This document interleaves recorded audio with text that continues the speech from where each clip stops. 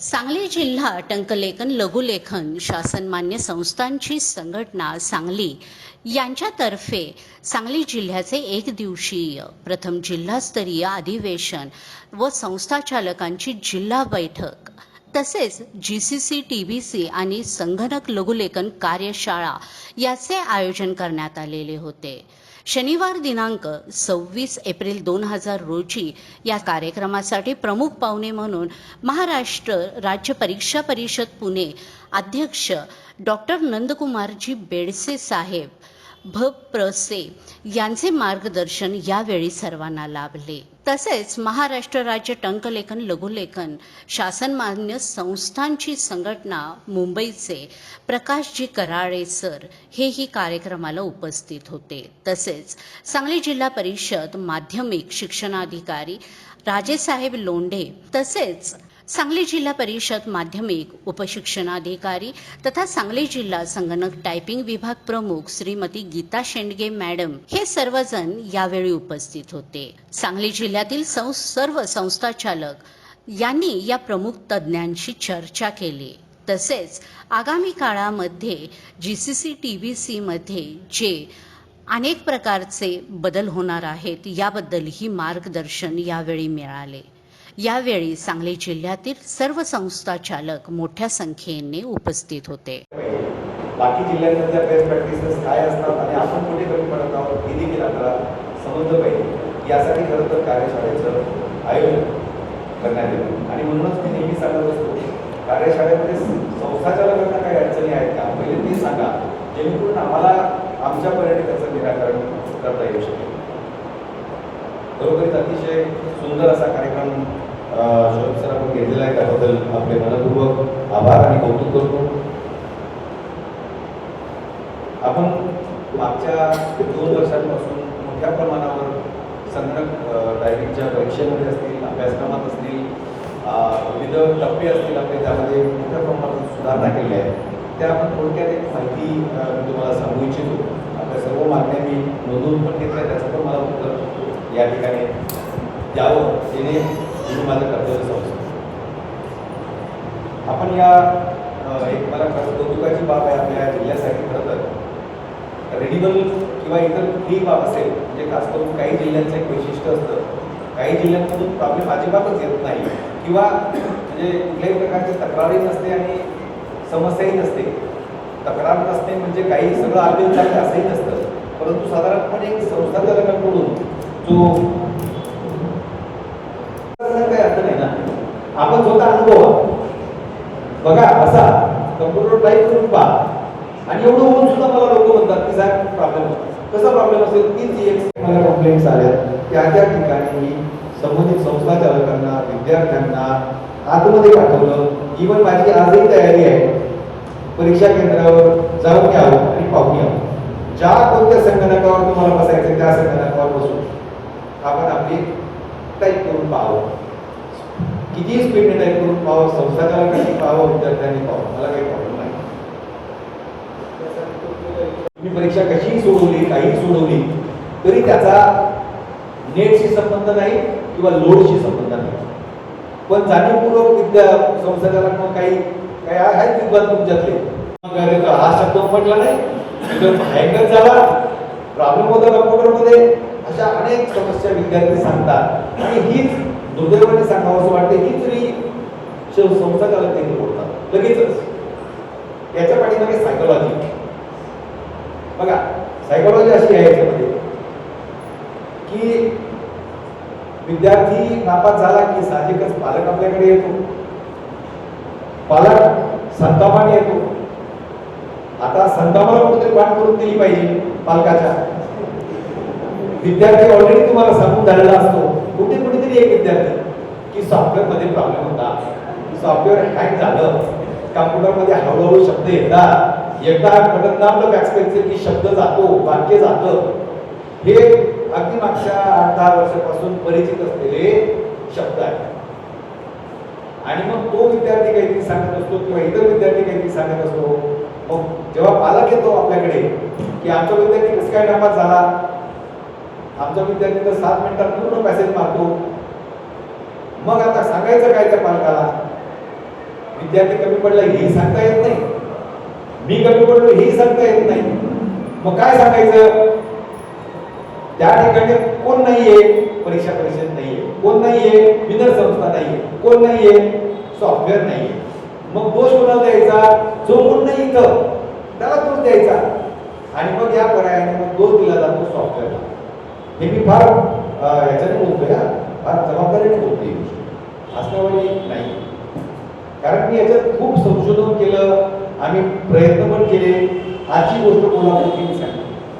काल आम्ही नाशिकला असेल एक संस्थाचालक होते, कुठेतरी शहाणे म्हणून आहे, त्यांचा मला फोन आला की सर आमची मुलगी वारंवार नापास होते आहे. मुलगी म्हणते की सॉफ्टवेअरचा प्रॉब्लेम आहे, जोडाक्षर जमत नाही, शब्द उठत नाही वगैरे. म्हटलं चला ठीक आहे, त्या आपल्या जिल्हा संघटनेमार्फत असेल किंवा जिल्हा प्रतिनिधींकडून असेल आम्हाला फोन येत असतो, त्यामध्ये आम्ही नियमितपणे मार्गदर्शन देखील करतो आणि आमच्या स्तरावर काय असेल तर आम्ही सोडवतो सुद्धा. नुकतंच मी विद्यमानाने यासाठी कानाशी त्यांचा अनुभव होता म्हणून मी त्यांना सांगितलं, हा जो मुद्दा आहे मराठीचा, मला या तर या ठिकाणी मला या करायचं तुम्हाला पण मला स्पष्ट करायचं आहे की मराठीमध्ये हा प्रॉब्लेम आमचा मुळीच नाही, एक स्पष्ट करावं असं वाटतं, आमचा नाहीच आहे. तो प्रॉब्लेम विद्यार्थ्यांचा आहे आणि मग त्यातून पर्यायाने संस्था चालवायचा. आम्ही मराठीच्या परीक्षेसाठी जिथे जिथे प्रश्न निर्माण झाले, कालची गोष्ट सांगतो आणि आजची देखील गोष्ट सांगतो. मी फार सतर्क या बाबतीमध्ये, मला कुठल्याही गोष्टी एकतर खपवून घेत नाही आणि माझी चूक असेल तर मी तात्काळ गोष्टी करण्याचा मी प्रयत्न करतो. आज सकाळी 9:30 वाजेला आम्ही कोल्हापूर येथं काही संस्थाचालक, आमचे केंद्र संचालक, IT टीचर यांच्या मदतीने त्या ठिकाणी टायपिंग पुन्हा एकदा आपण परीक्षा म्हणण्यापेक्षा, हा जनरली प्रॉब्लेम तुम्हाला कुठे येतो? पॅसेजमध्ये, बाकी कुठंच येत नाही. हे देखील आश्चर्याची बाब आहे, हे देखील विशेष आहे. सगळ्यांना प्रॉब्लेम पॅसेजमध्ये येतो, बाकी ठिकाणी येत नाही. हे देखील मला थोडं स्पष्ट करा. नाही म्हटलं तरी प्रत्येक जिल्ह्याचे साधारणपणे 10 ते 15 संस्थाचालक मला नियमितपणे फोन करून सांगत असतात आणि त्यांच्या समस्याही लक्षात येतात. आमच्या पातळीवरच्या असतील त्याही सांगतात, जिल्हा पातळीवरच्या किंवा DYD लेवलच्या असतील तर त्याही मला समजतात. त्यामुळे पूर्ण राज्याचा जर बघितलं तर राज्यामध्ये काही जिल्हे असे आहेत की अतिशय स्मूथली सर्व कार्यपद्धती ज्या अवलंबल्या जातात, त्यामध्ये आपला एक सांगली जिल्हा ठरतो याचा मला म्हणजे अगदी उदाहरण द्यायचं म्हटलं तर रिन्युअलची आपली जी ऑनलाईन रिन्युअल आहे, ऑनलाईन रिन्युअलची माझ्याकडे आता या क्षणी 1-2 दिवसापूर्वीची शीट मी नियमितपणे शिक्षणाधिकारी यांच्या ग्रुपवर टाकत असतो की कोणत्या शिक्षणाधिकाऱ्याकडे किती प्रकरणं पेंडिंग आहे, DYDकडे किती पेंडिंग आहे. आणि DYDकडे जर जास्त असतील तर मी पर्सनली DYDला फोन करत असतो आणि त्यांच्या अंतर्गत असलेले जिल्हे जर पेंडिंग असतील तर त्याबाबत देखील त्यांना सांगत असतो की आपले हे जिल्हे मागे आहेत, यांना कृपया आपण ताकीद द्यावी आणि स्पष्ट करावी. तर यामध्ये रिन्युअलच्या बाबतीत जर सांगायचं म्हटलं सांगली जिल्ह्याचं तर ॲज ऑफ नाऊ एकूण 104 प्रकरणं संस्थाचालकांकडून नोंदणी करण्यात आले होते. शिक्षणाधिकारी कार्यालयाकडून 102 प्रकरणं अप्रूव्ह होऊन DYDकडे गेली. 2 प्रकरणं त्यांच्याकडे पेंडिंग आहे, कदाचित या मागील एका महिन्यात असावेत. 102 प्रकरणांपैकी जे शिक्षणाधिकारी यांच्याकडून DYDकडे गेले त्यापैकी 100 प्रकरणांना ऑलरेडी मंजुरी दिली आहे आणि 100 प्रकरणांचे प्रमाणपत्र देखील आमच्या कार्यालयाकडून आपल्या मेलवर किंवा आपल्या डॉक्युमेंटमध्ये पाठवण्यात आले आहे. आपल्या परीक्षेचं केंद्र संचालक म्हणून काम केलेलं आहे. 2011, 12, 13, 14, 15 या काळात परीक्षा कशा चालत होत्या आणि 2024, 25, 26 या काळात परीक्षा कशा चालतात याचा अनुभव तुम्हालाही आहे, मलाही आहे. कुठल्याही व्यवस्थेमध्ये बदल करणं आणि पारदर्शकता आणणं हे अतिशय चॅलेंजिंग काम असतं. कारण काही लोक त्याला सरावलेले असतात, काही लोक त्या व्यवस्थेचे लाभार्थी असतात आणि असं बदल करत असताना लाभार्थी लोकांचा मोठा विरोध होत असतो. परंतु मला अभिमानानं सांगावं असं वाटतं की आदरणीय डॉक्टर बेडसे साहेब आपल्या अध्यक्षाच्या झाल्यापासून परीक्षा परिषदेमध्ये आल्यापासून या परीक्षेमध्ये एकही चूक सहन केली जाणार नाही, कोणत्याही प्रकारचा गैरप्रकार सहन केला जाणार नाही. त्याची स्ट्रिक्ट भूमिका सरांनी घेतलेली आहे. त्याच्यामुळं मला सांगायला अभिमान वाटतो की अतिशय चांगल्या पद्धतीचं काम आपल्या सांगली जिल्ह्यामध्ये सर या परीक्षेच्या माध्यमातून चालू आहे. आणि सर्व संस्था चालक आहेत त्यांनाही माझी या निमित्ताने विनंती राहील, सूचना राहील की आपण त्यांचा मुलांचा भरपूर सराव करून घ्या. काही मुलं पॅसेजमध्ये कमी असतील त्यांना एक्स्ट्रा वेळ द्या, त्यांचा एक्स्ट्रा सराव करून घ्या. आणि परीक्षेमध्ये आपल्याला त्या सेंटरकडे पाहावं सुद्धा लागणार नाही एवढी गंभीर मानसिकता ठेवून मुलांना शुभेच्छा द्या. मुलांना त्यांच्या स्वतःच्या कौशल्यावर शिकू द्या. पाठीमागं ट्यूब बांधून पाण्यात पोहायला शिकवणं सोपं आहे, परंतु ट्यूब निघाल्यानंतर त्याचा स्वतःचा त्यांनी बचाव केला पाहिजे. उद्या तो नोकरीमध्ये लागल्यानंतर त्याला ऑफिसमध्ये ॲक्च्युअल टायपिंग करायची आहे आणि हे करत असताना त्याला अडचण येऊ नये याच्यासाठी आपला विद्यार्थी आपला अभिमान आहे आणि त्याला अतिशय चांगल्या प्रकारे तयार करण्यासाठी जे जे करायला लागेल ते सर्व आपण तनखरपणे केलं पाहिजे. संस्था चालकांच्या खूप अडचणी आहेत. संस्था चालकांना विद्यार्थी मर्यादित येतात, शुल्क मर्यादित आहे, खर्च भरमसाठ आहे, इमारत भाडा आहे, आणखी अनेक गोष्टी आहेत.